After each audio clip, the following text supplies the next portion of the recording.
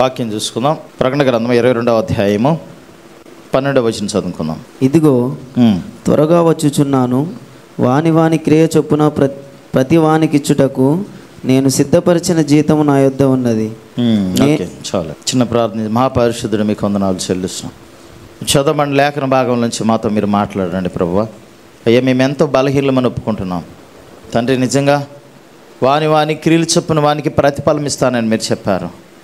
జీతం మీ యొద్ద ఉన్నది, బహుమానం మీ యొద్ద ఉన్నది ప్రభువా. మీకు వందనాలు. అటు బహుమానాన్ని మేము పొందుకునే వారిగా, మీ స్వాస్థ్యమైన వారిగా మమ్మల్ని ఏర్పాటు చేసుకున్నారు. అందును బట్టి వందనాలు చెల్లిస్తూ మాతో మీరు మాట్లాడమని యేసు పరిశుద్ధనామం అడిగి వేడుకొని ప్రార్థన చేస్తున్నాం తండ్రి. ఆమేన్. దేవునికి స్తోత్రం. హల్లెలూయా. ప్రియమైన దేవుని బిడ్డలారా, బైబిల్లో లేఖనాల్లో తెలియజేస్తూ ఉంది, బహుమానం మనం పొందుకోవాలంటే అన్నిటిలో మనం మితముగా ఉండాలి. ఒక వ్యక్తి ఎవరైనా కాంపిటీటర్, ఒక పోటీ పడే వ్యక్తి చాలా విషయాల్లో తగ్గించుకుంటాడు. ఫర్ ఎగ్జాంపుల్, ఇప్పుడు మన దేశానికి ఒలింపిక్స్ తీసుకొచ్చింది ఒక అమ్మాయి, సింధు. వారికి ట్రైనింగ్ చాలా వెల్గా ఇస్తారు. ఇప్పుడు 4 గంటలకు లెగవాలి, ఆహారం ఏది పడితే అది తినకూడదు, ప్రోటీన్ ఫుడ్డే వాడాలి, వారికి ఇష్టమైంది ఏది కూడా తినకూడదు. చాలా చాలా కష్టంగా ఉంటుంది ఆ ట్రైనింగ్. ప్రియమైన దేవుని బిడ్డలారా, తిమోతి రాసిన పత్రికలో చెప్తాడు, 2 తిమోతి 2వ అధ్యాయంలో తెలియజేస్తాడు కదా, ఒక కాంపిటీటర్, పోరాడేవాడు ఓ నియమం ప్రకారము పోరాడుకుంటే వానికి కిరీటము దక్కదంటాడు. ఓకే, యేసుప్రభు వారు మనకి ఒక నియమాన్ని ఏర్పాటు చేశాడు, భక్తి నియమం. భక్తి ఏ విధంగా చేయాలి అనే నియమాన్ని ఏర్పాటు చేశారు. ఈ లోకంలో ఒక బహుమానాలు పొందుకోవాలంటేనే మనకి ఒక నియమం ఉంటుంది. అలాంటిది జీవ కిరీటం పొందుకోవాలంటే ఆ పరలోకంలో మనం చేసిన క్రియలను బట్టి ఆ ప్రతిఫలం అక్కడ పొందుకోవాలంటే మరి ఇంకెంతగా మనం ఖచ్చితత్వంగా ఉండాలో చూడండి. మనం భక్తి చేస్తున్నామంటే ఏదో సాదాసీదాగా కాదు. ప్రియమైన దేవుని బిడ్డలారా, అందుకనే పౌలు అది గుర్తించాడు కాబట్టి ఆ బహుమానం పొందుకోవటానికి, ఆ ఉన్నతమైన పిలుపేదో ఆ పిలువబడిన ఆ పిలుపుకు లోబడటానికి ఆయన చాలా ప్రయాసపడ్డాడు.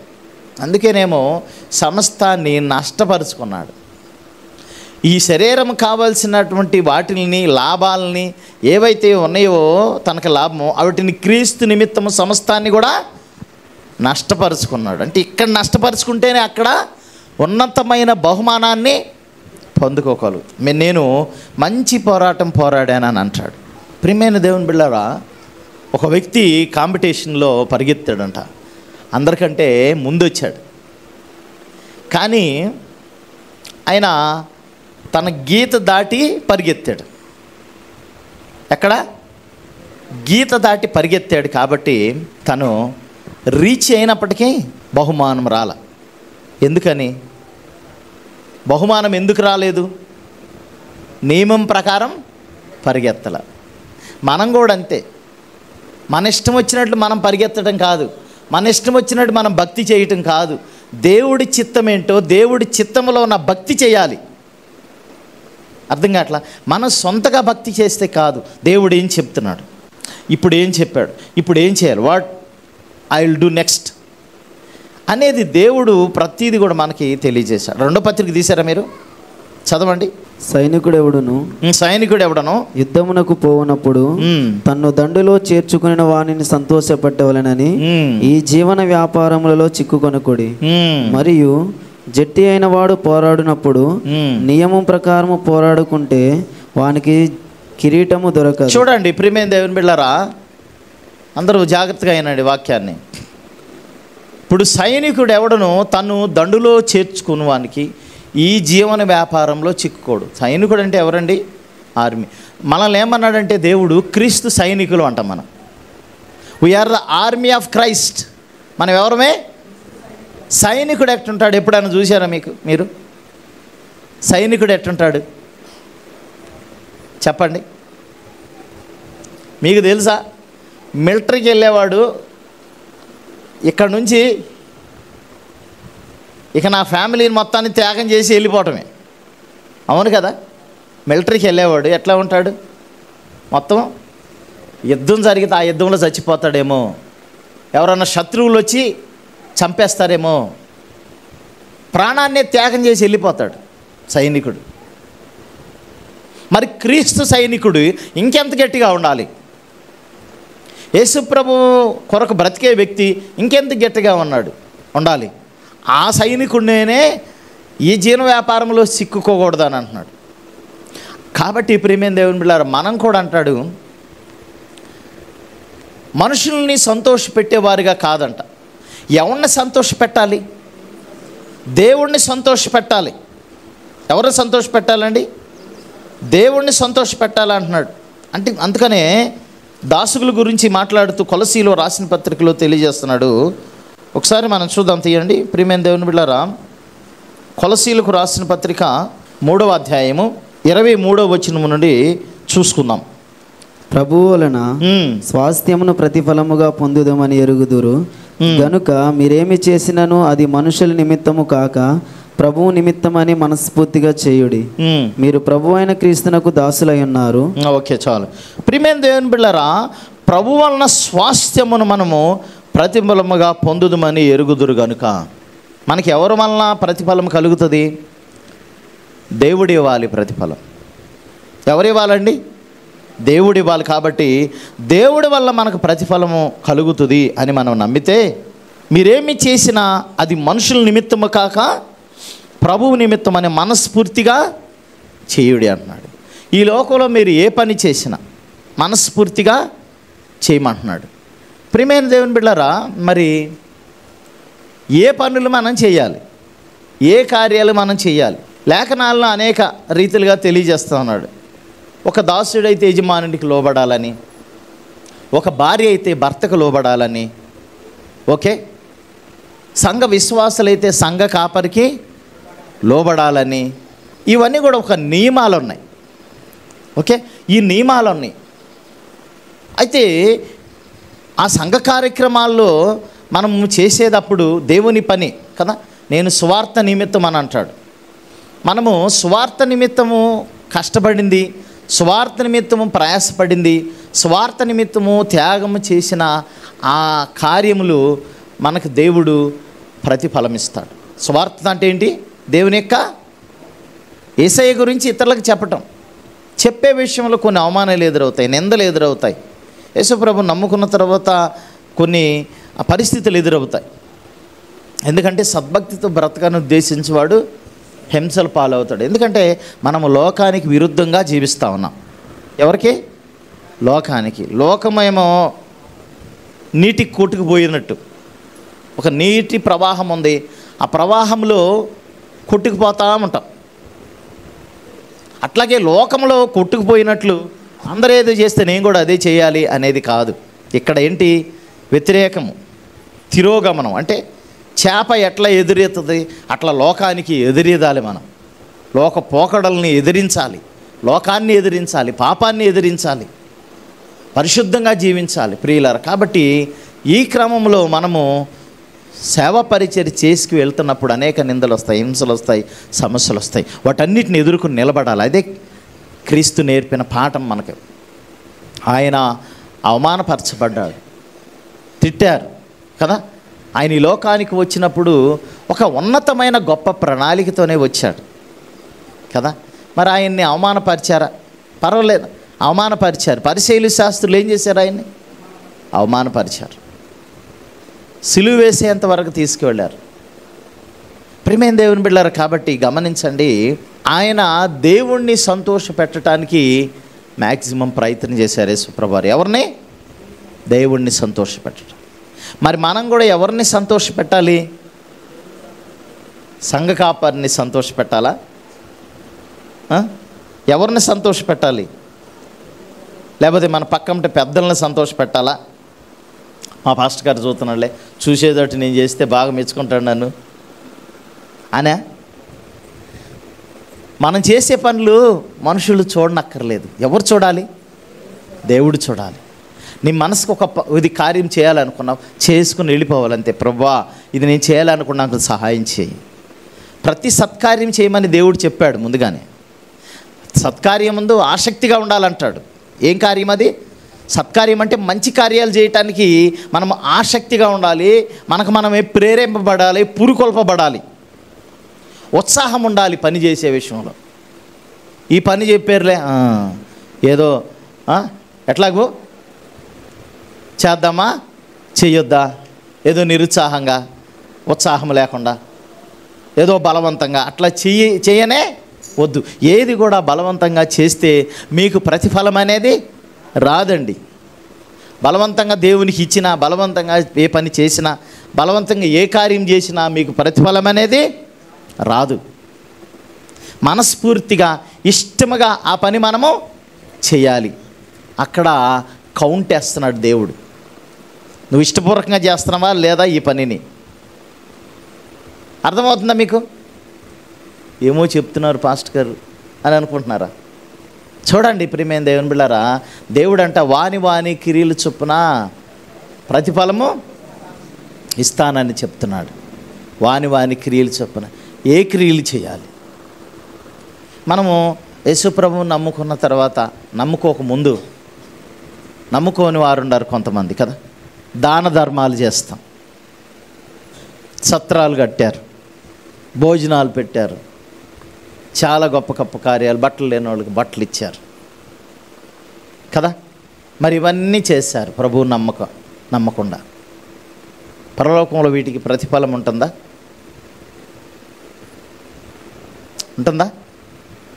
ఉంటుందా?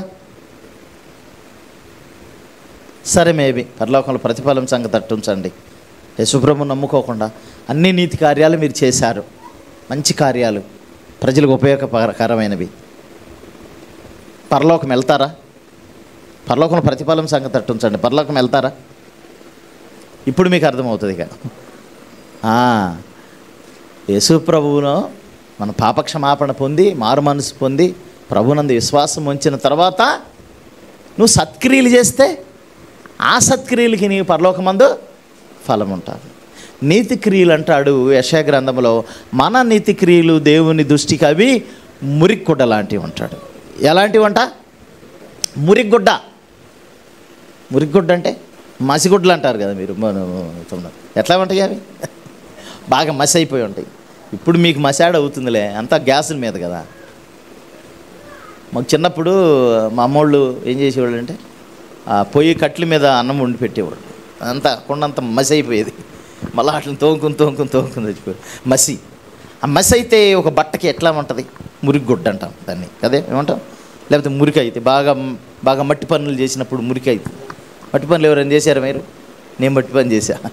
బాగా పొలం పనికి వెళ్ళినప్పుడైనా వైట్ షర్ట్ వేసుకెళ్ళామనుకో, వైట్ షర్ట్ మొత్తం నల్లగా అయిపోద్ది. మా అమ్మ అనేది, ఏందిరా ఊరికి అంతగా మురికి కాదు, నీకేంద్ర ఎంత మురికి అవుతుంది అనేది. నేను వెళ్ళిన కానీ పని చేస్తానే ఉండేవాడిని, దాచుకోకుండా ఒళ్ళు పని చెమట కారుతానే ఉండేది, నల్లగా అయిపోయాయి బట్టలు. ఆ ముతక చొక్కాలు వేసుకునేవాడు. ఎందుకంటే వ్యవసాయ పనికి వెళ్తే అది బాగా మడ్డి కొట్టుకునేది, దుమ్ము ఉంటుంది కదా, బాగా చేస్తా అనుకుని ఒళ్ళంతా కూడా చెమట పట్టిపోయి నల్లగా అయిపోయింది. అట్లాగా ఆ మురిగుడ్డలు అంటారు. మన క్రియలు ప్రియమైన దేవుని బిడ్డలారా, మనం ఎన్ని నీతి క్రియలు చేసినా అవి మురిగుడ్డలే. అందుకని అంటాడు, మనుషుల్ని సంతోషపెట్టేవారుగా కాకుండా. ఎఫెసీయుల రాసిన పత్రిక 6వ అధ్యాయంలో 6వ వచనం నుండి చదువుకుందాం, చూడండి ఒకసారి. మనుషులు సంతోషపెట్టేవారు చేయనట్లు కంటికి కనబడుటకే కాక క్రీస్తు దాసులమని ఎరిగి దేవుని చిత్తమును మనఃపూర్వకంగా జరిగించుచు మనుషులకు చేసినట్టు కాక ప్రభువునకు చేసినట్టే ఇష్టపూర్వకంగా సేవ చేయుడి. ఏమంటున్నాడు ఇక్కడ? మనుషులను సంతోషపెట్టువారు చేయనట్లు కంటికి కనబడుటకే కాక. ఇక్కడ ఏమందా? మనుషుల్ని సంతోషపెట్టాలని కంటికి. కొంతమంది చేస్తూ ఉంటారు, పని చేసేటప్పుడు చూసేటప్పుడు చీపురు పట్టుకుంటారు ఓడటానికి, చూసేటప్పుడు ఏదైనా పని చేయడానికి ప్రయత్నం చేస్తారు. ఎవరన్నా పాస్టర్ గారు వస్తున్నాడు కావాలి, అబ్బా ఎంత మంచి అమ్మాయి చక్కగా పని చేస్తుంది నేను అనుకుంటే దేవుడు అనుకోవాలి కదా. ఎవరు అనుకోవాలి? దేవుడు అనుకోవాలి కదా. మనం మనుషులను చూసేటట్టు ఏ పని చేయనక్కర్లేదు. మనుషులు చూడని పని అదృశ్యంగా ఉండి చేయాలి. మన దేవుడు అదృశ్యమైన దేవుడు, బ్యాక్గ్రౌండ్గా ఉండి ఎన్నో గొప్ప కార్యాలు చేస్తున్నాడు. ఈ సృష్టిని నిర్వహిస్తున్న తన మహత్తు గల శక్తి చేత ఈ సృష్టిని ఏం చేస్తున్నాడు ఆయన? మనకు కనిపిస్తున్నాడు దేవుడు, కానీ ఈ సృష్టిని కంట్రోల్ చేస్తున్నాడు. నాకెందుకు ఈ పని అని ఒక్క క్షణము విశ్రమిస్తే దేవుడు, ఒకసారి గమనించండి ప్రియమైన దేవుని బిడ్డలారా, చూడండి ఇక్కడ దేవుని వాక్యం తెలియజేస్తూ ఉంది. దేవుడు తన మహత్తు చేత సృష్టిని నిర్వహిస్తున్నాడు కదా. గాలిని పంపిస్తున్నాడు, వర్షాన్ని సమయానుకూలంగా కురిపిస్తున్నాడు. అవును కదా, అది ఆయన పనే. అవును కదా, దేవుడు ఏమన్నా సైలెంట్ కూర్చున్నాడా? దేవుడు చేసే పని ఉంది. బాధ్యతలు అప్పగించినప్పుడు దేవదూతలకి బాధ్యతలు కూడా అప్పగిస్తున్నాడు. చూడండి, దేవుడు ఈ సృష్టిని నిర్వహిస్తున్నాడు. ఒకసారి చూడండి ప్రియమైన దేవుని బిడ్డలారా, భూమి తన చుట్టూ తాను తిరుగుతుందంట, సూర్యుని చుట్టూ కూడా తిరుగుతుందంట. అందుకని ఈ ఋతువులు లేకపోతే ఈ కాలమానం మనకు జరుగుతూ ఉంది. పగలు మరలా రాత్రి, పగలు రాత్రి, శీతాకాలము, వర్షాకాలము, ఎండాకాలం, ఇవన్నీ ఎట్లా వస్తామన్నాయి? ఎట్లా వస్తున్నాయి? దేవుడు కంట్రోల్ చేస్తున్నాడు సృష్టిని. దేవుడు ఏం చేస్తున్నాడు? సృష్టిని కంట్రోల్ చేస్తున్నాడు. కాబట్టి చక్కగా నిర్వహణ జరుగుతూ ఉంది. ఒకసారి దేవుడు జస్ట్ రెస్ట్ తీసుకుందామని విశ్రమించాడు అనుకోండి, సృష్టి ఇంబ్యాలెన్స్ అయిపోతుంది. ప్రియమైన దేవుని బిడ్డలారా గమనించండి, దేవుడు సృష్టిని ఎంత కంట్రోల్ చేస్తూ ఉన్నాడు. ఆయన విశ్రమించట్లేదండి. లేఖనాలు ఏం తెలియజేస్తూ ఉన్నాయి? ఇజ్రాయేల్ని కాపాడు దేవుడు కునుకోడు నిద్రపోడంట. ఆయన నీ రాకపోకలందు నీకు తోడుగా ఉంటాడు. ఆయన పనే అది. మన రాకపోకల్లో తోడుగా ఉన్నాడు. మనకేమన్నా తెలుసా? మనం బైక్ వేసుకెళ్ళామని, కారు వేసుకెళ్ళామని ఆయనకు తెలుసు. వీడు బయటికి వెళ్తున్నాడు, నీ కాపుదల.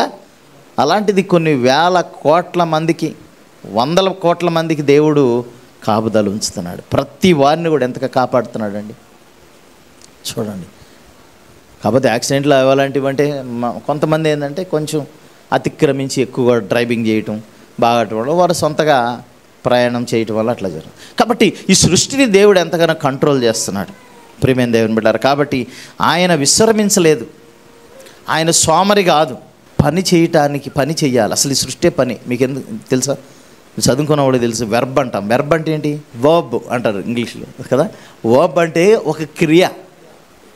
వర్బ్ లేకపోతే ఈ సృష్టి శూన్యం, ఇంకా ఆగిపోతుంది అంతే. గాలి లేదనుకో, ఇప్పుడు నేను చెప్పేవాడిని ఎట్లాగే ఉండిపోతుంది.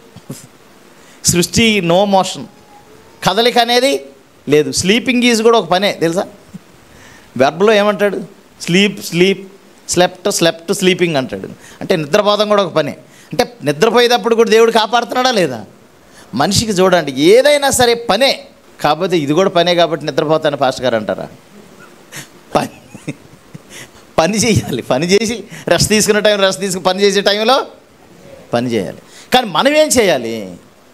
మీ పని మీరు చేసుకుంటానే దేవుని పని కూడా చేయాలి. ఎందుకోసం నేను ఏర్పాటు చేసింది? ఆయన ఒక పెద్ద బిరుదు ఇచ్చాడు మీకు. ఏం బిరుదు అది? రాజులైన యాజక సమూహం. ఎందుకు? ఆయన గుణాతిశయములను ప్రసరింప చేయ నిమిత్తము ఏర్పాటు చేసుకున్నాడు. ఆయన సొత్తుగా నిన్ను మర్చిపోయావు. నేను దేవుడి సొత్తు అని మర్చిపోయావు. ఎవరికి వాళ్ళే ఇన్స్పైర్ అవ్వాలి, ఎవరికి వాళ్ళే స్పందించాలి దేవుని పని విషయంలో. నాకెందుకు లాని పని ఉండకూడదు. ఈరోజు మట్లాదవారం ప్రపంచం అంతా కూడా చేస్తూ ఉంటారు. ఈరోజు ప్రత్యేక ఎక్కువ మెసేజీలు మరి యేసుప్రభువారు యెరూషలేము మీదులో ఒక గాడిద ఊరేగించిస్తుంది కదా. ఆ గాడిద ఊరేగించిన ఆ యొక్క మెసేజ్ ఎక్కువ చేస్తూ ఉంటారు ఈరోజు జనరల్. అంటే గాడిద యేసుప్రభువారిని ఊరేగించిన దానికి అంత ఘనత ఇంకెప్పుడు ఏ పని చేయలేదంట. అది యేసయ్యను ఊరేగించడానికే నియమించబడ్డదంట.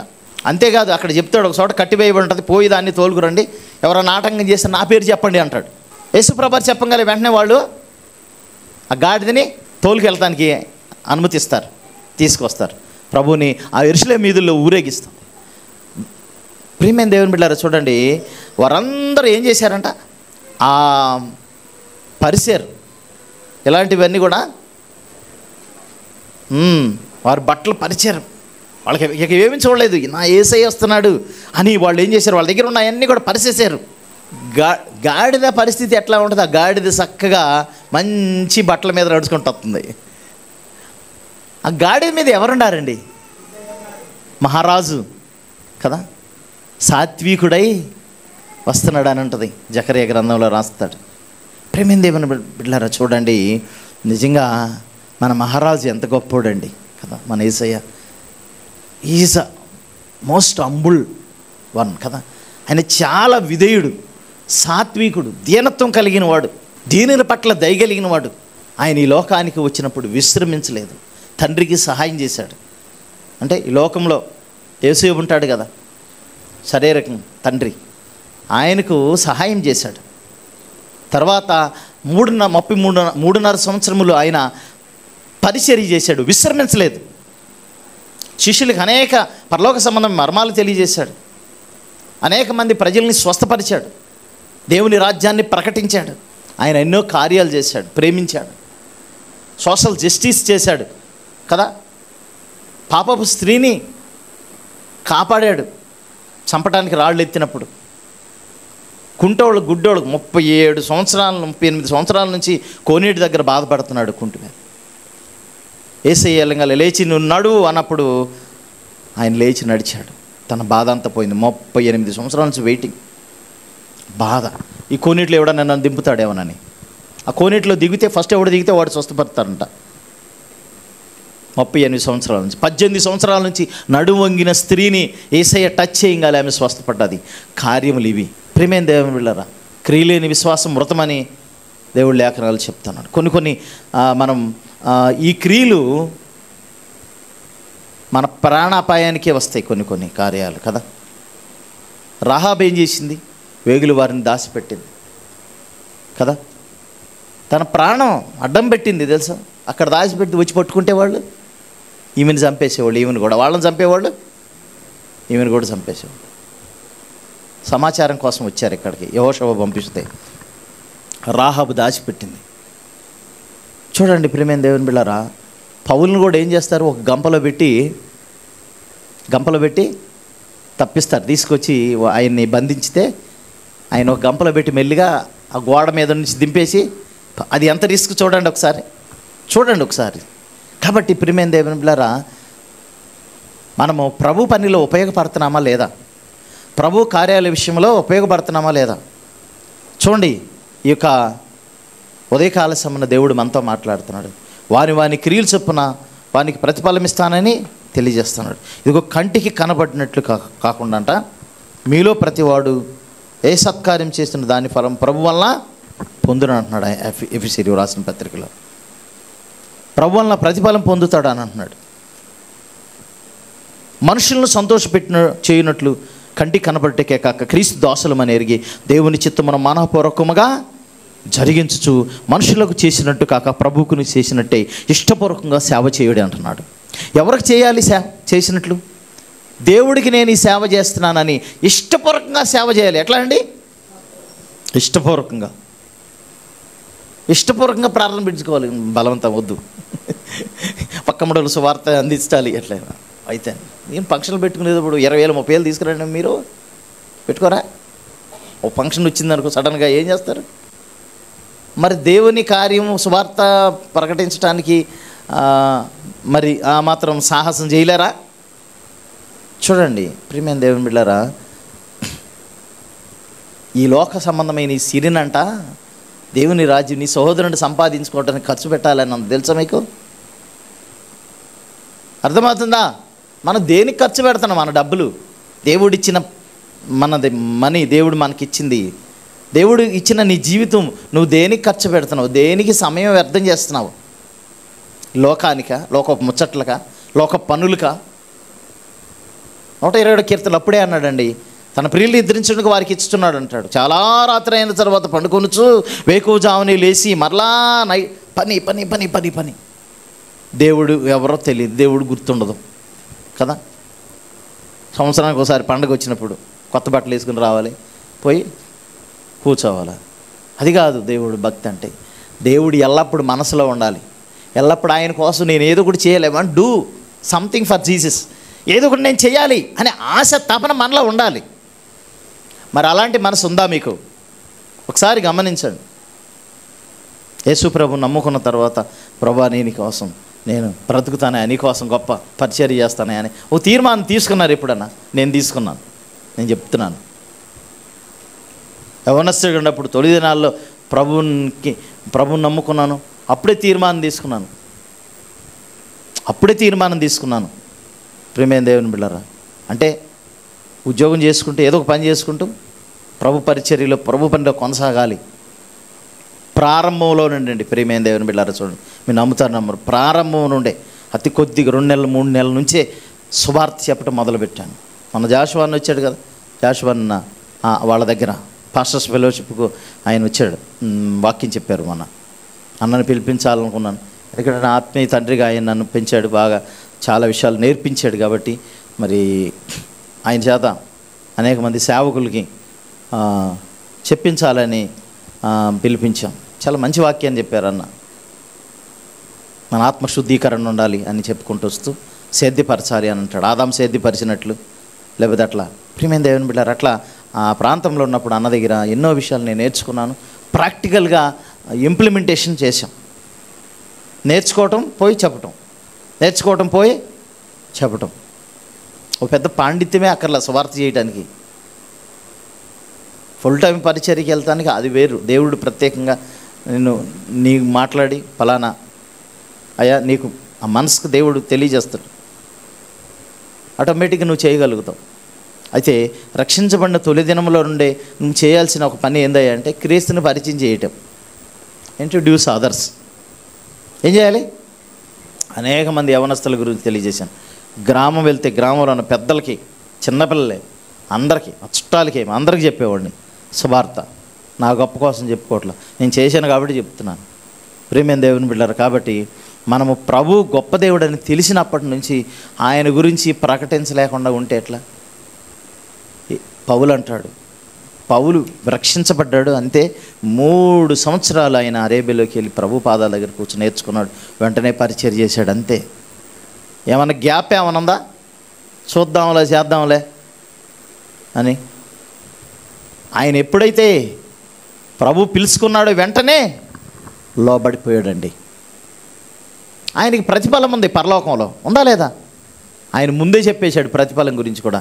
నాకు అక్కడ జీవకిరీటమో దాచబడింది అంటున్నాడు. దేవునికి స్తోత్రం, హల్లెలూయా. ప్రియమైన దేవుని బిడ్డలారా, కాబట్టి ప్రభువారిచ్చే ప్రతిఫలం పొందుకోవడానికి మనం సిద్ధంగా ఉన్నాము. ఇదిగో నేను త్వరగా వచ్చుచున్నాను అంటున్నాడు. వాని క్రియలు చొప్పున వానికి ప్రతిఫలం ఇస్తాను రోమీలకు రాసిన పత్రికల్లో చెప్తున్నాడు.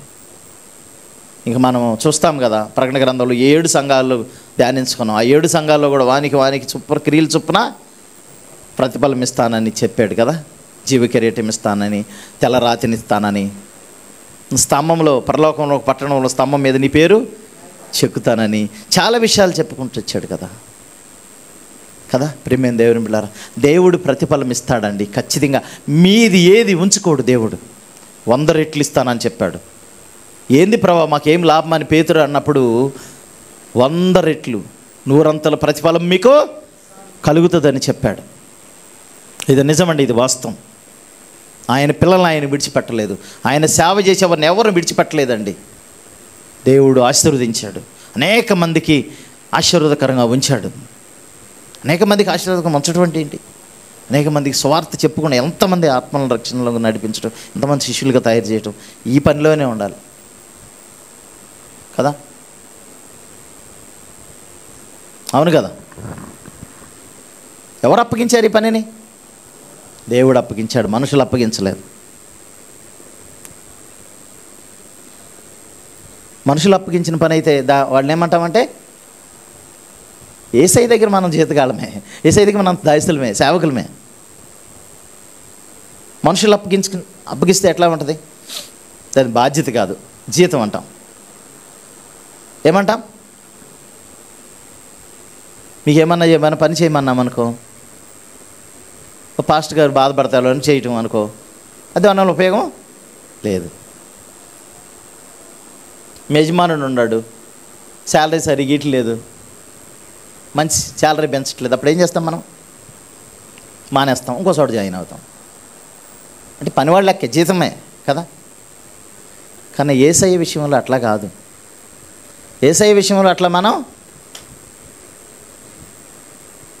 ఆయన దగ్గర ప్రతిఫలం వస్తేనే పని చేయటం, దీవిస్తేనే పని చేయటం, దీవించకపోతే పని చేయ. ఎన్ని సంవత్సరాల నుంచి చేస్తాను, ఏమిచ్చాడు దేవుడు నాకు? ఎన్ని సంవత్సరాల నుంచి దేవుడు నమ్ముకున్నాను, నాకేమిచ్చాడు దేవుడు? ఎందుకు చేయాలి నేను? అంటే నీకు ప్రాణం ఇవ్వటమే దేవుడు నీకు సమస్తాన్ని ఇచ్చిందండి. నీకు ప్రాణాన్ని ఇచ్చాడు కదా నీకోసం, మరి ఏమి ఇవ్వవు ఆయనకి కదా? God has given his life. Yesayya తన జీవితాన్ని నీకోసం త్యాగం చేశాడు. మరి నువ్వేమిస్తున్నావు? అనేక మంది వారి జీవితాలని త్యాగం చేశారండి, వారి ప్రాణాలనే త్యాగం చేశారు. అనేక ప్రాంతాలకు మిషనరీస్గా వెళ్ళి తెలియని వారికి స్వార్థను చెప్పారు, చంపేవాళ్ళు కూడా స్వార్థం చెప్పారు. వాళ్ళు నరహంతకులు, నరమాంస భక్షకులని తెలిసి కూడా వారి మధ్యకి వెళ్ళి స్వార్థ చేశారు. ఆడపిల్లలు కూడా అండి, నరబలులు అర్పించే వాళ్ళ మధ్యకి వెళ్ళారు ఆడపిల్లలు ఆయా ప్రాంతం. మరి మన నిర్ణయాలు మనం ఏం చేస్తూ ఉన్నాం? ప్రభును మోసేవారిగా ఉన్నాం ఆ గాడిదలాగా. దానికి ఘనత వచ్చిందండి. నీకు ఘనత ఇస్తాడు దేవుడు, తెలుసా? నాకు ఘనత ఇచ్చాడండి దేవుడు, నిజంగా నాకు ఘనత ఇచ్చాడు కదా. నమ్మదగిన దేవుడు. మనకు కూడా, మనకందరికి కూడా దేవుడు ఘనత ఇస్తాడు. ప్రియమైన దేవుని బిడ్డలారా, ఆయన మాట ద్వారా మనం ముందుకెళ్తే మనల్ని అనేక మంది గౌరవిస్తారు. కొన్ని చోట్ల అవమానాలు రావచ్చు అండి, నిందలు రావచ్చు. We should ready to always. మనం ప్రతి సమయంలో ఎప్పుడు కూడా రెడీగా ఉండాలి, తిట్టుకోవడానికి, అవమానపరచడానికి, ఇంకా సత్కార్యాలకు కూడా. Okay, no problem. ఎవరన్నా ఆనర్ చేస్తే చేయనివ్వండి, కానీ వాటికంటే కూడా మనం నిందలు వస్తే ఇంకా చాలా మంచిది. మనకి సమస్య ఎక్కడ వస్తుందంటే నింద వచ్చినప్పుడే మనం తట్టుకోలేకపోతున్నామండి. ఒక మనిషి ఏదన్నా అంటున్నప్పుడు తట్టుకోలేకపోతున్నామండి, లేకపోతే ఎవరన్నా ఏదన్నా బాధ పెట్టినప్పుడు తట్టుకోలేకపోతున్నామండి. అసలు చేయాల్సిందే అది. హానర్ చేసినప్పుడు, మై డియర్ శ్రీను కమ్, ఇప్పుడు నీకు సాల్వాతో సత్కరించబోతున్నాను, ఒక దండ వేయబోతున్నాను అప్పుడు, అబ్బా ఫాస్ట్ గారు ఎంత గొప్పవాడండి, గ్రేట్ హానర్ అనుకున్నప్పుడు, ఏమయ్యా నువ్వు చేస్తున్నావా? బాధ్యత ఉందా నీకు? దేవుడిని మీద విశ్వాసం ఉంచావా లేవా? ఈ పని ఎందుకు ఇంత నిర్లక్ష్యం చేస్తున్నావు అన్నావు అనుకో, మీరు రిసీవ్ చేసుకోగలుగుతాడా? తిట్టినప్పుడు, హానర్ చేసుకున్నప్పుడు రిసీవ్ చేసుకునేటప్పుడు, తిట్టినప్పుడు కూడా రిసీవ్ చేసుకోవాలి. గమనిద్దాం ప్రేమైన దేవుని బిడ్డలారా. అనేక మంది వారు ప్రభు నిమిత్తమై గాయపరచబడ్డారు, నిందించబడ్డారు. పౌలు, నేను క్రీస్తుని పోలి నడుచుకున్నాను, మీరు నన్ను పోలి, ఆయన చెప్పగలడండి. సమస్తాన్ని నష్టపరుచుకున్నాడు. నేటి దినాల్లో అలాంటి స్టెప్ తీసుకున్న వాళ్ళు చాలా తక్కువ మంది ఉంటారు.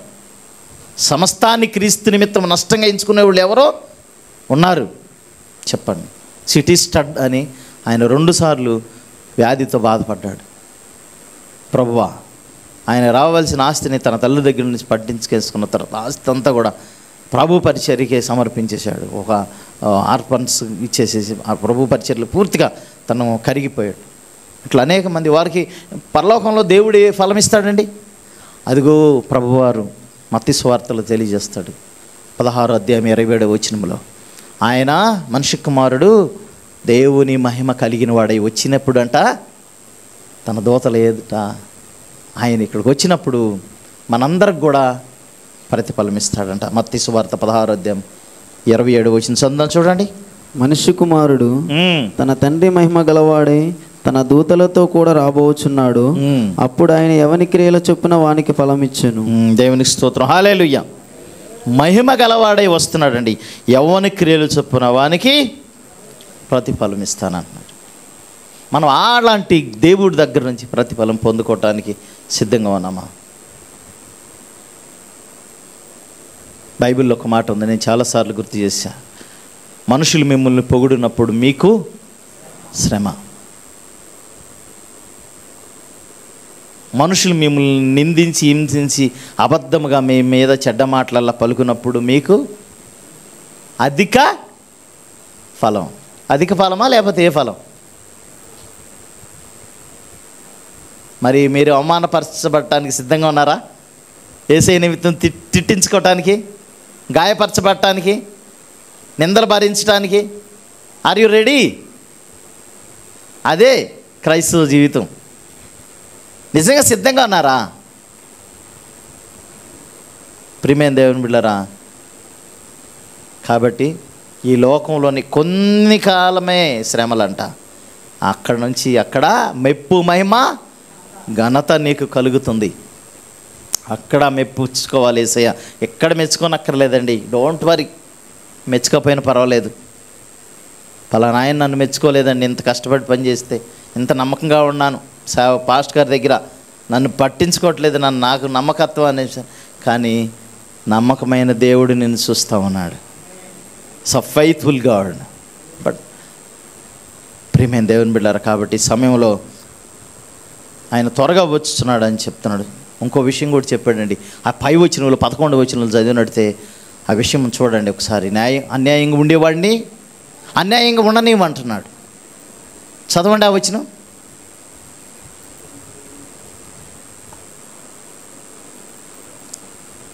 ప్రకటన గ్రంథం 22వ అధ్యాయము 11వ వచనం. అన్యాయము చేయువాడు ఇంకనూ అన్యాయము చేయనిమ్ము, అపవిత్రుడైన వాడు ఇంకనూ అపవిత్రుడుగానే ఉండనిమ్ము, నీతిమంతుడు ఇంకనూ నీతిమంతుడుగానే ఉండనిమ్ము, పరిశుద్ధుడు ఇంకనూ పరిశుద్ధుడుగానే ఉండనిమ్ము. ఓకే, అక్కడ ఎందుకు మాట్లాడారు ఆ మాట? ఈ వాక్యం ప్రకటించబడుతుంది, అనేక మంది తెలియజేస్తూ ఉన్నారు. కానీ ఇంకా మారు మనసు పొందిపోతే మనం ఏమి కూడా చేయలేం. అయినా కానీ మన ప్రయత్నం మనం చేస్తూనే ఉంటాం. అన్యాయం చేసేవాడిని మనం ఏం చేయలేం, చేయనివ్వండి. అదే చెప్తా ఉన్నాడు ఇక్కడ. ప్రియమైన దేవుని బిడ్డలారా, ఇక్కడ ప్రభువారు తెలియజేస్తున్నాడు చూడండి. 1 కొరింథీ రాసిన పత్రిక 3వ అధ్యాయం 14వ వచనం. 1 కొరింథీ 3:14 వచనం. పునాది మీద ఒకడు కట్టిన పని నిలిచిన ఎడల వాడు జీతము పుచ్చుకొనును అంటున్నాడు. 12వ వచనం 15వ వచనం వరకు చదువు. ఎవడైనను ఈ పునాది మీద బంగారము, వెండి, వెలగల రాళ్ళు, కర్ర, గడ్డి, కొయ్యకాలు మొదలైన వాటితో కట్టిన ఎడల వాని పని కనబడును. ఆ దినమున దానిని తేటపరచును, అది అగ్ని చేత బయలుపరచబడును. మరియు వాని పని ఎట్టిదో దానిని అగ్నియే పరీక్షించును. చూడండి, ఏందంట? వాని పని అగ్నియే పరీక్షించును. గడ్డి అగ్ని తగులు కొంగలు ఏమైపోతుంది? కాలిపోద్ది, తొందరగా కాలిపోద్ది. గడ్డికి అంటితే అగ్ని కాలిపోద్ది. ఈ ఎండాకాలం అయితే ఈజీగా కాలిపోతుంది. అక్కడ దేవుని అగ్నిలో దేవుడు మనల్ని పరీక్షిస్తాడంట. నువ్వు చేసిన పని అది వెలగలిగిన దానిగా ఉంటుందా, వెలలేనిదిగా ఉంటుందా? ఆయన త్రూసినప్పుడు ఆయన తగినట్టు సమౌజ్జీగా ఉందా, లేకపోతే తేలిపోతుందా పని? ప్రియమైన దేవుని బిడ్డలారా చూడండి, అక్కడ అంటున్నాడు, పునాది మీద కూడా కట్టిన పని నిలిచినట్లా వాడు జీతము పుచ్చుకొనును. ఇప్పుడు మేస్త్రీలు ఉంటారు, ఏం చేస్తారు? బిల్డింగ్ కడతారు, ఇల్లు కడతారు కదా. కింద కరెక్ట్గా పునాది వేస్తేనే ఆ బిల్డింగ్ నిలబడుతుంది. ఏ వైడితే వేసి కింద పెట్టేసేందుకు ఆ బిల్డింగ్ నిలబడుతుందా? నిలబడదు. అట్లాగే మన పని కూడా చాలా స్టాండర్డ్గా ఉండాలి. మన పునాది గట్టిగా ఉండాలి. మనం చేసే పని గట్టిగా ఉండాలి. ప్రభు కోసమే నేను చేస్తున్నానని చెయ్యాలి. ఇది ప్రభు పని అని చెయ్యాలి. ఇది ప్రభు రాజ్యం ఎత్తబడుతుంది, ప్రభు రాజ్యం వ్యాప్తిలో నేను కూడా ఉండాలని పని చేయాలి. నీ క్రియలు చొప్పున నీకు ప్రతిఫలం దేవుడిస్తాడు. మనుషులు ఇవ్వకపోవచ్చు, మనుషులు ఇవ్వరు. మనుషులు ఇస్తే జస్ట్ కొద్దిగా ఆనర్ చేస్తారేమో, లేకపోతే పొగుడతారేమో, లేకపోతే ఏదన్నా చేస్తారేమో. కానీ దేవుడిచ్చే ప్రతిఫలం చాలా ఉన్నతమైనది ప్రియులారా. అలాంటి ఉన్నతమైన బహుమానం మనం పొందుకోవటానికి పని చేయాలి. అందుకని 1 కొరింథీ 3:8వ వచనంలో చెప్తాడు, నాటువాడును నీళ్లు పోయేవాడును ఒక్కడే, ప్రతివాడు తాను చేసిన కష్టము కొలది జీతము పుచ్చుకొను. చూడండి, నాటువాడును నీళ్లు పోయేవాడును. కానీ దాన్ని అభివృద్ధి చేసేది ఎవరు? దేవుడు. మన పని మనం చేసుకుని వెళ్ళాలి. సువార్త పని చేయాలి. నీకు తెలిసిన ప్రతి వారికి కూడా చెప్పు. కానీ అతను రక్షించేది ఎవరు? దేవుడి పని. తను ఒక విశ్వాసిగా చేసేది దేవుడు. మన పని మనం చేయాలి. తండ్రి ఆకర్షిస్తాడంట, ఆకర్షించినప్పుడే కుమారుడి దగ్గరికి వెళ్తాడంట. యేసుప్రభువు వారు చెప్పారు, ఒకడు నా దగ్గర రావాలంటే నా తండ్రి వాడిని ఆకర్షిస్తేనే రాగలను. మన పని ఏమి లేదు అక్కడ. మన పని ఏంటి? స్వార్థ చెప్పడమే. మన పని కూడా ఉంది. మన పని ఏంటంటే స్వార్థ చెప్పడం. అతను మార్చలేం, మన వల్ల కాదు. మాయ మాటలు చెప్పేది మార్చాలన్న మారు. కొంతమంది తెలియగా ఈ ప్రపంచం మీద వీళ్ళు ఏదో మార్చేస్తున్నారు, దించుతున్నారు అంటున్నారు. ఏ దించేది? మనం దించుతామా లేకపోతే వాళ్ళని మారుస్తామా? దేవుడు వాళ్ళ మనసుకి మార్చగలిగి ఇప్పుడు మీ అందరు ఉన్నారు ఇక్కడ, దేవుని సన్నిధికి వచ్చారు. ప్లాండ్గా రండి, మీకు వారానికి వచ్చి ఒక 500 ఇస్తాం అని చెప్పావా? రాకపోయే మీరే వచ్చేసారు. లకడారం నుంచి అమ్మ వచ్చింది, అమ్మకి ఆసక్తి రావాలనుకుంది, వచ్చింది అంతే. నేనేమో పూజ చేసి రామ్మరా ఈరోజు సండే ఆరాధన అందా. దేవుడు ఆయన మనసుకు ప్రేరేపణ వెళ్ళాడు దేవుని సన్నిధికి వెళ్ళాలి. అట్లా ప్రతి వారు కూడా ఈ ఇన్స్పిరేషన్గా రావాలి. అది మనకి వెళ్ళాలి అనే ఆ తపన రావాలి. అట్లాగే పని విషయంలో కూడా నేను వెళ్ళాలి. ఈ చెల్లి వచ్చింది అమ్మాయి, నేనైతే రమ్మనలేదు, మనం ఇప్పుడు ఒకసారి వచ్చింది, కొత్తగా వస్తుంది అమ్మాయి, మరి ఈరోజు వచ్చింది. దేవుడు ప్రేరేపించి వెళ్ళాలి ఏమో దేవుని సన్నిధికి అనిపించింది కదా ప్రియులరా. అట్లా దేవుడు ప్రేరేపించినప్పుడు ఖచ్చితంగా ఆయన ప్రేరేపణకు మనము మరి లోబడి రావాలి, పని చేయాలి. అప్పుడు ప్రతిఫలము పొందుకోవాలి.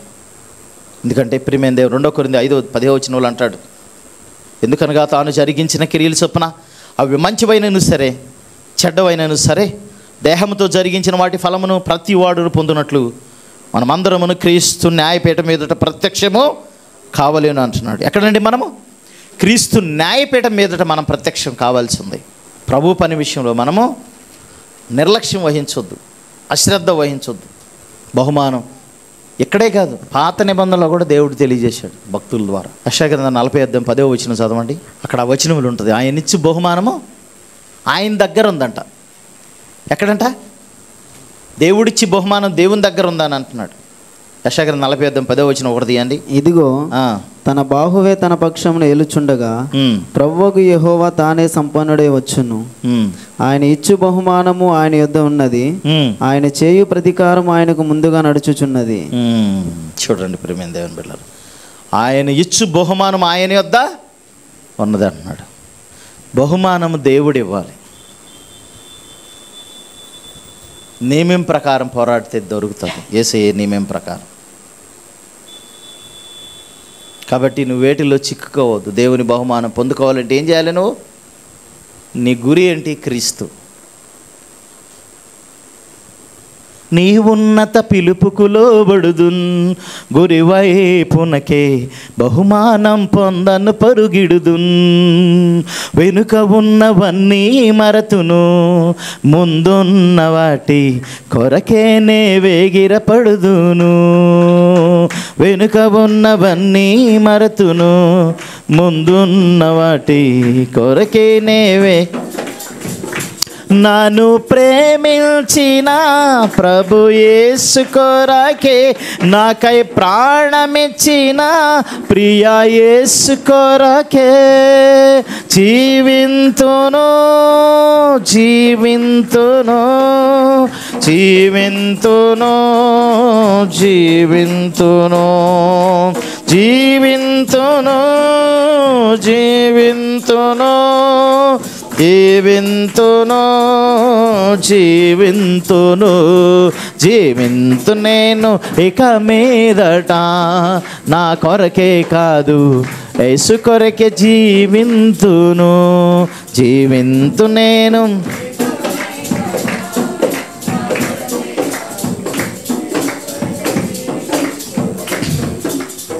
శ్రమయైనా బాధైనను, హింసైనా కరువైనా ఎదురైనను, ఉన్నవైన రాబోనవైనా అధికారులైనా ఎత్తైన లోతైనను శ్రమయైనా బాధైనను హింసైనా కరువైనా ఎదురైనను ఉన్నవైన రాబోనవైనా అధికారులైనా ఎత్తైన లోతైనను నన్ను ఎడబాపునా ప్రభు ప్రేమ నుండి నేను విడిపోదునా ప్రభు నీడ నుండి జీవింతును నా యేసుతో జయమిచ్చును నా యేసుడే జీవింతును నా యేసుతో జయమిచ్చును నా యేసుడే జీవింతు నేను ఇక మీదట నా కొరకే కాదు యేసు కొరకే జీవింతును. హల్లెలూయా. కాబట్టి ప్రియమైన దేవుని బిడ్డలారా, మరి పౌలు అంటాడు కదా మాట, ఈ పాటలో ఉన్న మాటను ఎవరంటారు? ఎఫెసీ రాసిన కాదు, గలతీ రాసిన 2వ అధ్యాయం 20వ వచనంలో ఉంటుంది. నేను క్రీస్తుతో కూడా సిలువ వేయబడి ఉన్నాను, ఇక జీవించేవాడని నేను కాదు, క్రీస్తే నాయందు. కాబట్టి ఇక మీదట నా కొరకు సిలువ వేయబడిన క్రీస్తు కొరకే నేను జీవిస్తానని ఒక తీర్మానం చేసుకున్నాడు. మరి నువ్వు తీర్మానం చేసుకున్నావా? చేసుకుంటున్నావా? నా కొరకు నా యేసయ్య మరణించారు, నేను జీవించేవాడు నేను కాదు, క్రీస్తే. మరి నువ్వు జీవించేవాడు కాదు కాబట్టి క్రీస్తే నీ జీవిస్తున్నాడు కాబట్టి నువ్వు క్రీస్తులాగే బిహేవ్ చేయాలి, క్రీస్తులాగా ప్రకటించాలి కదా. క్రీస్తు ఏం చేశాడు? ఈ ప్రపంచంలో సిలువ యేసు ప్రభువు ఎందుకు వచ్చారో ఆ ప్రణాళిక నెరవేర్చేంత వరకు కూడా ఆయన వెనుదిరగలేదు. అర్థమవుతుందా? బోధించాల్సింది బోధించాడు, ఏర్పాటు చేసుకోవాల్సిన వాళ్ళని ఏర్పాటు చేసుకున్నాడు.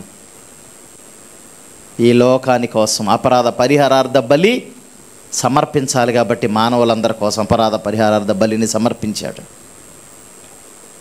చివరి టైంలో ప్రార్థన చేస్తున్నాడు, ప్రభువా తండ్రి నీ చిత్తమైతే ఈ గిన్నె నా యొద్ద నుండి తొలగించాయి అంటున్నాడు. లేదు లేదయ్యా నీ చిత్తమే. చూడండి యేసు ప్రభువారు, చూడండి ప్రియమైన దేవుని బిడ్డలారా, తండ్రి చిత్తానికి అప్పగించుకున్నాడు, తండ్రినే హెచ్చించాడు, తండ్రినే మహింపరిచాడు, తండ్రినే ఘనపరిచాడు. మనం కూడా దేవుణ్ణి ఘనపరిచేవారిగా ఉండాలి, దేవుణ్ణి మహింపరిచేవారిగా ఉండాలి. నీవు మహిమ తెచ్చుకోవద్దు. నువ్వు ఏదైనా పని చేస్తున్నప్పుడు నువ్వు మహిమ తెచ్చుకోవద్దు. నువ్వు ఏదైనా ఒక కార్యం చేస్తున్నప్పుడు నువ్వు ఘనత కోరుకోవద్దు. దేవుడిస్తే ఇవ్వచ్చు, దేవుడు ఖచ్చితంగా ఇవ్వచ్చు కదా, ఇస్తాడు. దేవుడు ఘనపరుస్తాడు, నేను ఆ క్రియలు చొప్పున ప్రతిఫలం ఇస్తాడు. వాటి కోసం మనం ఎదురు చూడాలి, లోకం ఇచ్చే వాటి కోసం వద్దు. పొగుడుతారు, పొగిడినోళ్ళే మరలా తిడతారు. ఇది లోకంలో అన్న సత్యం అండి కదా. Yes, seen is a very great man, wonderful, చాలా పని చేస్తాడు, చాలా విధేయుడు, ఎప్పుడు విశ్రమించకుండా కష్టపడతా ఉంటాడు. తర్వాత ఏదైనా సమస్య వచ్చింది దానికి అంత బెస్ట్ క్యాండిడేట్ ఆయన అంటాడు కదా. సో మనుషులు అలాంటి వారు కానీ దేవుడు అలాంటి వాడు కాదు. నువ్వు చెడ్డవాడైనప్పుడే నేను భరిస్తున్నాడు ఆయన. మనం ఎందుకు పనికిరాని వాళ్ళం అయినప్పుడే పనికి వచ్చేవాళ్ళకి చేయటానికి ప్రయత్నం చేస్తున్నాడు. అది అండి ద మైండ్ ఆఫ్ క్రైస్ట్. క్రీస్తు యేసునకు కలిగిన మనసు అది కదా. కాబట్టి ప్రియమైన దేవుని బిడ్డలారా, అందుకని మనమంట ఇష్టపడి పని చేయాలంటున్నాడు. 1 కొరింథీ 9వ అధ్యాయం 17వ వచనం చదవండి. 1 కొరింథీ 9వ అధ్యాయం 17వ వచనంలో ఏముంటుంది? ఇది నేను ఇష్టపడి చేసిన నాకు జీతము దొరుకును, ఇష్టపడకపోయినను గృహ నిర్వాహకత్వము అప్పగింపబడిను. అది నేను ఇష్టపడి చేసిన నాకు జీతం దొరుకుతుందని. ఎట్లా చేయాలి మనం దేవుని పని? ఇష్టపడి చేయాలి, ఇష్టంతో చేయాలి.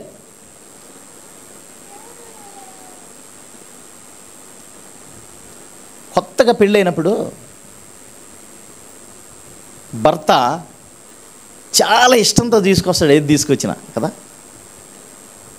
ఆమెను సంతోషపరచాలి, ఏదైనా చేయాలి అని చాలా ప్రయత్నాలు చేస్తాడు. చేస్తారా లేదా? చేశారా లేదా? మీరు ఇప్పుడు ఇప్పుడు చేస్తున్నారా? ప్రేమ తగ్గిపోయింది. స్టార్టింగ్లో బాస్ నువ్వంటే ఏమా ఇష్టం నాకు, నువ్వే జీవితం, నువ్వే సర్వస్వం అంటారు. తర్వాత ఏదైనా సలహా ఇచ్చింది, కూర్చా నోరు మూసుకొని నువ్వు కూడా చెప్పే కానీ కదా. అంటే తొలి దినాల్లో ఉన్న ప్రేమ మలి దినాల్లో ఉంటుందా? లేదు. కానీ యేసయ్య ప్రేమ అవర్ లాస్టింగ్ లవ్, శాశ్వతమైన మీతో నిన్ను ప్రేమిస్తున్నాను అంటున్నాడు. అవునండి, యేసయ్య ప్రేమ శాశ్వతమైనది. కానీ మనకు అలాంటి ప్రేమ ఉందా? యేసయ్య నమ్మిన నీకు నాకు అలాంటి శాశ్వతమైన ప్రేమ ఉండాలి. మనకు నచ్చినప్పుడే ప్రేమించడం, నచ్చనప్పుడు వదిలేయటం కాదు. నచ్చకపోయినా చేయాలి కాపురం, తప్పదు కదా. పెళ్లి చేసుకున్నాను కదా, తప్పదు కదా. అబ్బా నాకు పెద్ద దరిద్రుడు దొరికానండి ఆడు, అబ్బా నాకు తెలియదు అన్న గురించి, అయ్యో బాబు,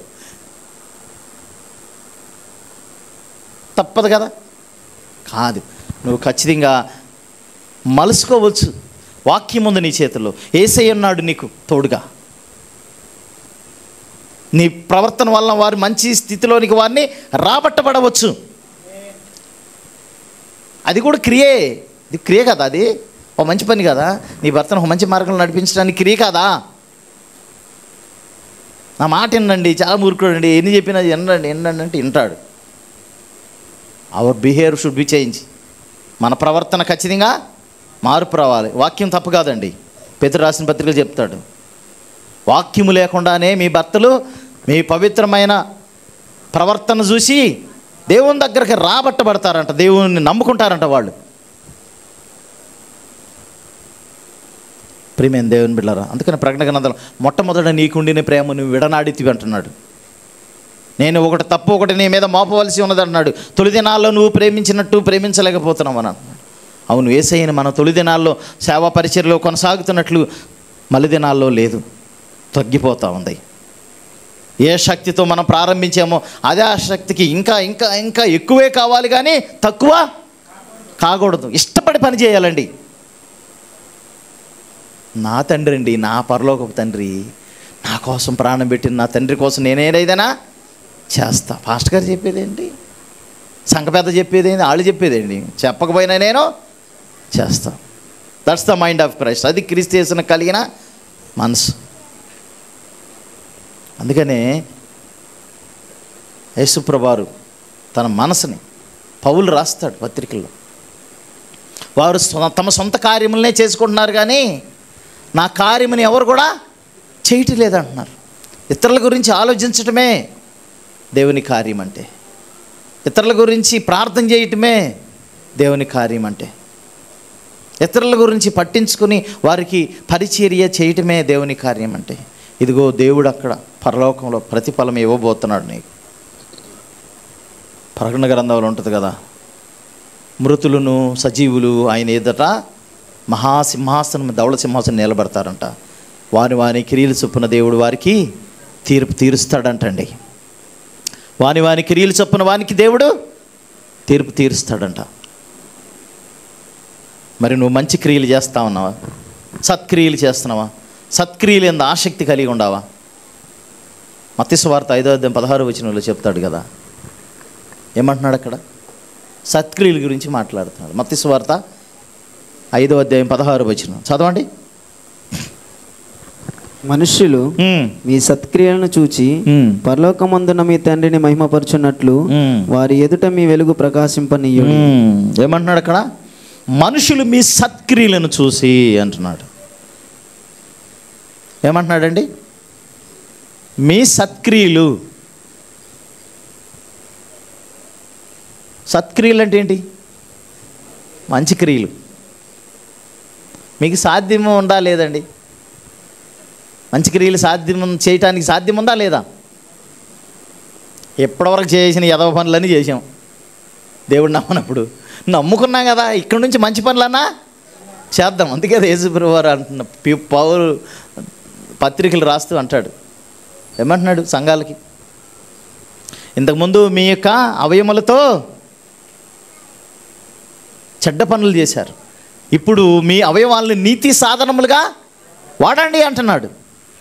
ఈ శరీరాన్ని ఇంతకుముందు లంచం తీసుకున్నాను, ఇప్పుడు లంచం వద్దు, నేను తీసుకోను. ఇంతకుముందు చెడ్డ పని చేశాను, ఈ చేత్తు చేయను, బ్లెస్ చేస్తా, దీవిస్తా, వారికి సహాయం చేస్తా ఈ చేత్తో. ఇట్లా ఆలోచించాలి. క్రియలు, మంచి క్రియలు. మనుషులు అప్పుడు చూసినప్పుడు దేవుణ్ణి మహింపరుస్తారు మనం చేసినప్పుడు. పాఠశాలలో తొలి దినాల్లో మేము వెళ్ళినప్పుడు అక్కడ అనేక యాక్టివిటీస్ చేస్తూ ఉండేవాళ్ళం. వాళ్ళకి దేవుని గురించి తెలియదు. పాస్టర్ మన సుగుణం ఇక్కడ ప్రత్యక్షంగా మేము చేసిన అన్నీ తెలుసు. పాఠశాలలో ఏమేమి చేసేవాడిని. ఈ ప్రయాస వెళ్ళిన కాడి నుంచి ఇక అదే వాక్యం చెప్పటం, వాళ్ళకి ఏదైనా సాయం చేయటం, ఏదైనా బాగాపోతే ఎవరైనా హాస్పిటల్ తీసుకెళ్తాం, ప్రేయర్ చేయటం, ఈ వీటిలోనే ఉండేవాళ్ళం. మేము హిట్టిలోనే నిమగ్నం అయిపోయి ఉండేవాళ్ళం. ప్రేమ దేవుని బిడ్డ అనేక గ్రామాల్లో పరిచయం చేస్తూ ఉండేవాళ్ళం. యవ్వన వయసులో మంచి ఒక ఆసక్తి కలిగి ముందుకెళ్ళాము.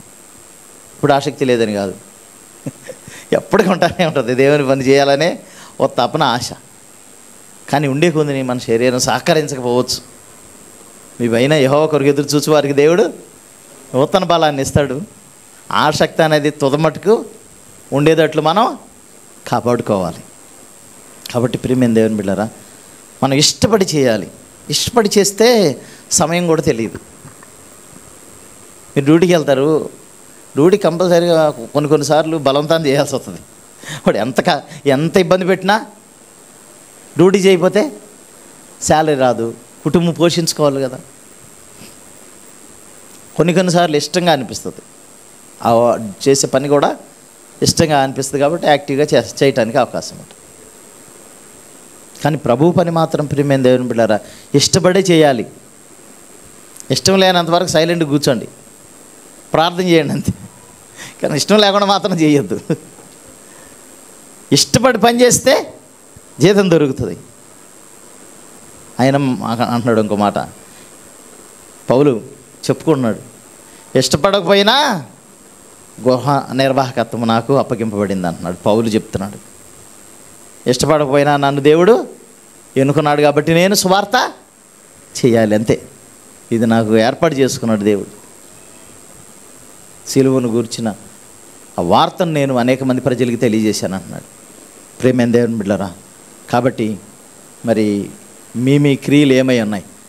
రేపు బలా నమ్మకమైన మంచి దాసుడా అని అంటున్నాడు. నీకు ఏ పని అప్పగించాడో ఆ పని నువ్వు నమ్మకంగా ఉండాలి. అంటే కొద్దిగా నమ్మకంగా ఉంటే కొద్ది వాటిలో అనేకమైన వాటి మీద దేవుడు నీకు బాధ్యతనిస్తాడు.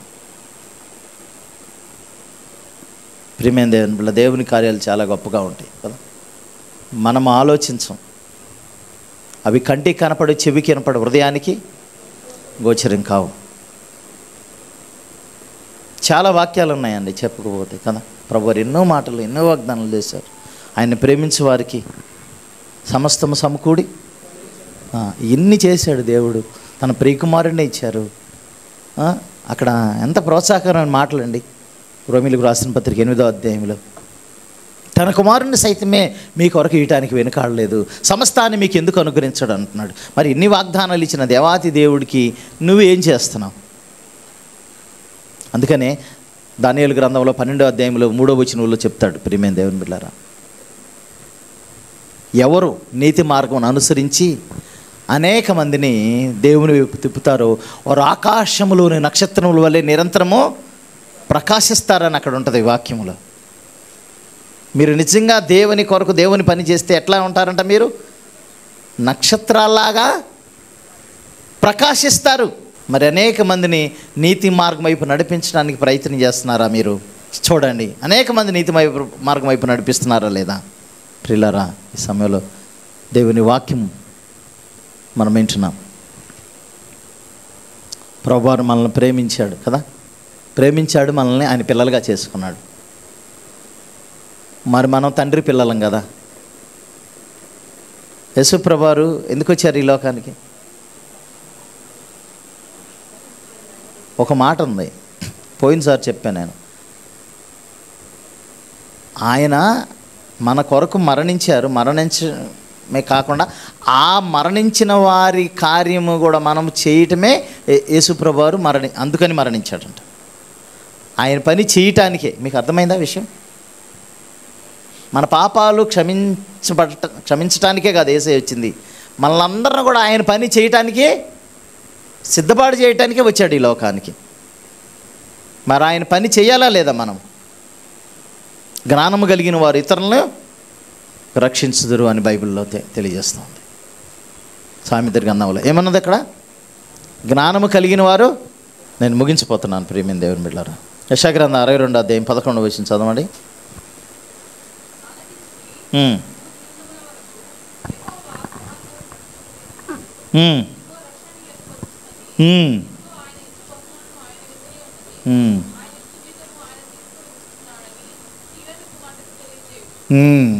సియోను కుమార్తెకు తెలియచేయడం. ఆయన ఇచ్చే జీతం ఆయన దగ్గర ఉంది. మనం రక్షించబడ్డాం. రక్షించబడిన పిల్లలుగా మనం కూడా ఆయన పనిని చేయాలి. పని చేయాలి, అది ముఖ్యం.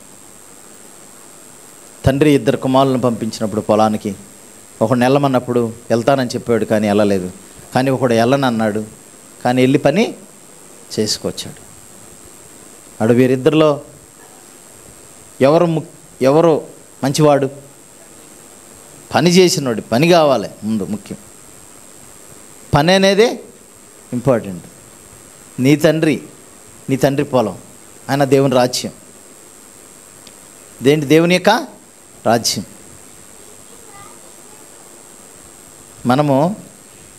మన చర్చెస్లోనే మనం ప్రసంగాలు చేసుకుంటున్నాం.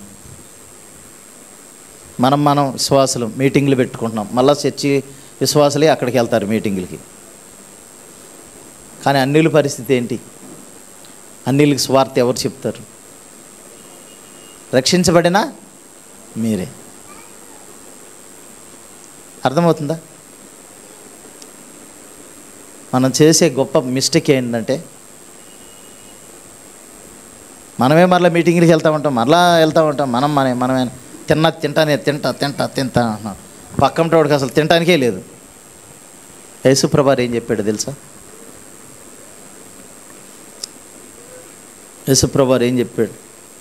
యేసుప్రభువారు సినగాగ్స్లో బోధించింది తక్కువ, కానీ ప్రపంచం మీదకి వెళ్ళి సువార్త చెప్పింది ఎక్కువ.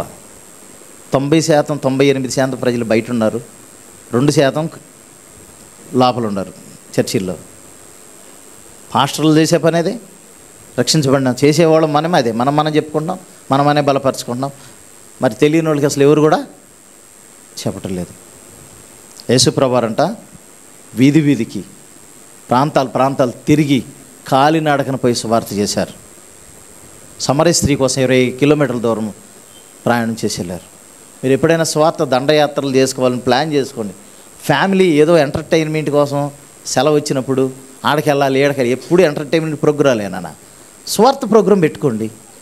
మా బంధువుల దగ్గరికి వెళ్ళి ఈరోజు నేను స్వార్థ చెప్తా, తెలియని వాళ్ళకి ఆ ప్రోగ్రామ్స్ పెట్టుకోండి. ఇవి అంత్య దినాలు కదా. ప్రేమైన దేవుని బిడ్డ, ఒకసారి గమనించండి. నీ వలన దేవుడు మహింపరచబడుతున్నాడా, గణపరచబడుతున్నాడా? ఒకసారి గమనించండి. యేసుప్రభువారిలాగా మీరు ఆలోచించండి. ఆయన ఈ భూమి మీదకి వచ్చాడు, అనేక వేల మందికి చెప్పాడు, కానీ 12 మంది శిష్యుల్ని తయారు చేసుకున్నాడు. వాళ్ళు ప్రపంచంలో ఈరోజు నలుమూల సువార్త ప్రకటించారు కాబట్టి ఈరోజు మన దగ్గరకు వచ్చింది.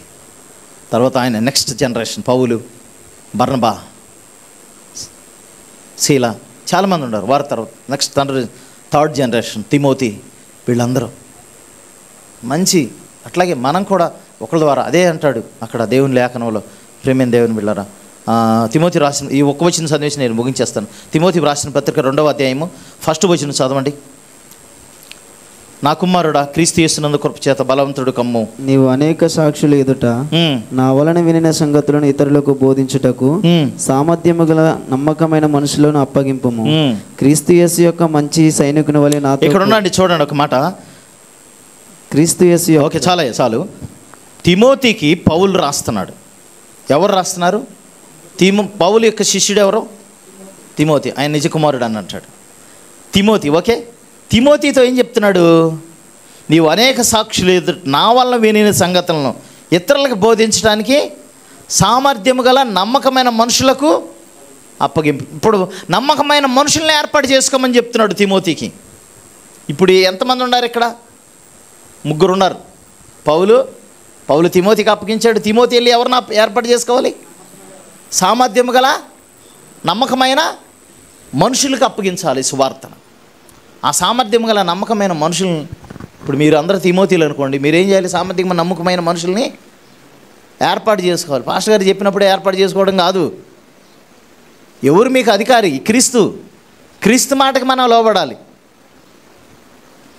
ఆయన చెప్పాడు, నీకు స్వయాన నీకు నీకు నీకు ప్రేరేపణ కలగాలి ఫస్ట్. అర్థమవుతుందా? అదే అంటున్నాడు, ఇతరులకు బోధించుటకు సామర్థ్యం మన నమ్మకమైన మనుషులకు. అంటే ఇతరులు కూడా వచ్చారు. మళ్ళీ ఎవరికి? ఇతరులు, మళ్ళీ శిష్యులు కదా. యేసుప్రభు వారి యొక్క విధానం అదే కదా.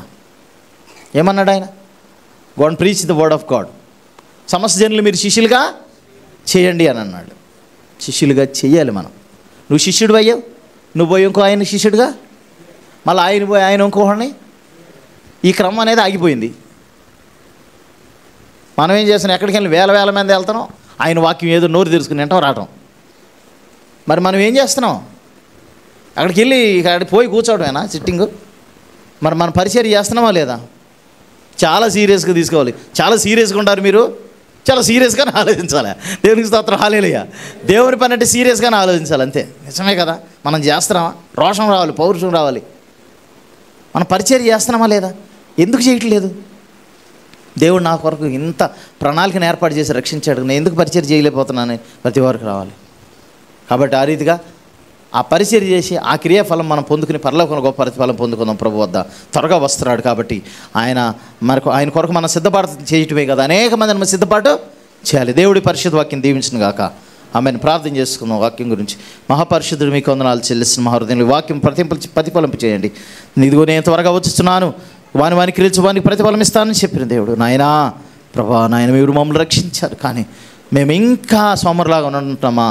ఇదిగో నాయన, మీ పని విషయంలో నిర్లక్ష్యం చేస్తున్నామా? క్షమించండి. బలహీనం భద్రపరచండి, రక్షణ. మేము అందరం కూడా ఈ పరిచర్యలు కొనసాగడానికి బలపరచమని ప్రార్థన ప్రతిఫలం దయచేయమని దీవించమని యేసు పరిశుద్ధ నామమున అడిగి వేడుకుని ప్రార్థన చేస్తున్నాం తండ్రి. ఆమేన్.